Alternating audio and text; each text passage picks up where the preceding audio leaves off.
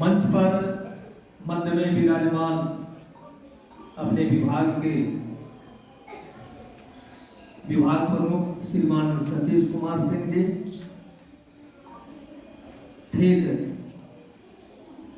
उनकी दाहिनी ओर आनंद राम ढांढानिया सरस्वती विद्या मंदिर के प्रधानाचार्य श्रीमान सुमंत जी, ठीक उनके बगल में इसी विद्यालय के प्रभारी प्रधानाचार्य श्रीमती ममता जायसवाल जी, ठीक विभाग प्रमुख जी के बाईं ओर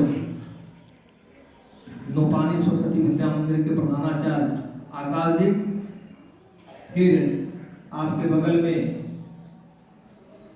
इस विद्यालय के प्रधानाचार्य श्रीमान अमरेश जी, और इस विशाल कक्ष में उपस्थित सभी आचार्य बंधु भगिनी और हमारे छोटे छोटे प्यारे भैया बहन,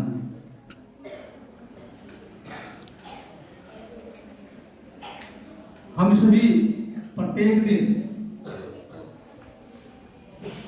विद्यालय आते हैं और सभी का अपना अपना कार्य है। आचार्य बंधु भगिनी का कार्य पढ़ाना सिखाना, और हम सभी भैया बहन पढ़ते हैं और सभी को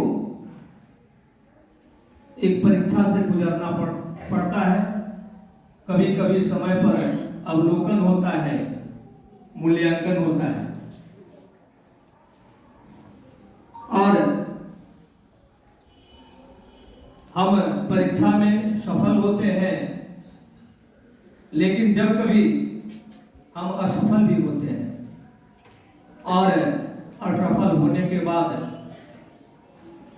हतोत्साहित होते हैं, घबराते हैं,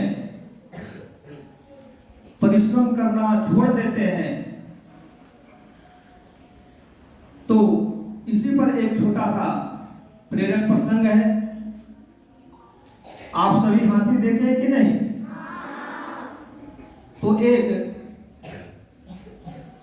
बहुत बड़ा विशाल हाथी किसी गांव में आया, और उस हाथी को देखने के लिए गांव के सभी नन्हे मुन्ने छोटे छोटे भैया बहन एकत्रित हुए। हाथी तो देखने में बहुत बड़ा था, विशाल था, लेकिन वह विशाल हाथी एक पतली सी रस्सी में बंधा हुआ था। तो भैया बहन देखे कि हाथी बहुत विशाल है और इतनी पतली सी रस्सी में बंधा हुआ है, लेकिन फिर भी ये हाथी तोड़ नहीं रहा है, भाग नहीं रहा है, और इसी प्रकार से बंधा हुआ है। तो हाथी के साथ जो रहता है उसको क्या कहते हैं, जानते हैं क्या आप लोग? हाथी को चलाने वाला, उसको पालने वाला, उसको क्या बोलते हैं? महावत बोलते हैं। बहुत सुंदर। तो सभी भैया बहन के मन में विचार आया कि इतना बड़ा सा हाथी और ये इतनी पतली सी रस्सी में बंधा हुआ है, आखिर कारण क्या है? सभी उस महावत के पास गए और पूछे कि मैं जानना चाहता हूं कि बहुत विशाल हाथी है और पतली सी रस्सी में क्यों बंधा हुआ है?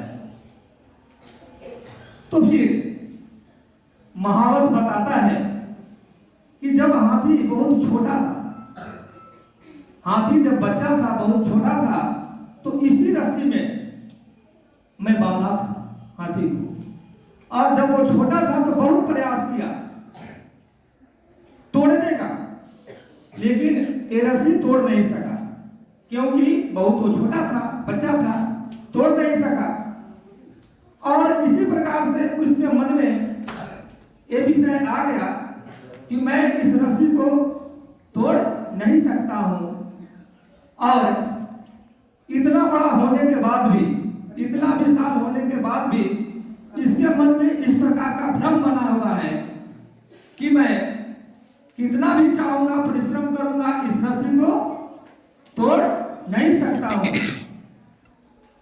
और प्रयास करना, इसी प्रकार से वो मेहनत करना, प्रयास करना बंद कर दिया, कारण यही है।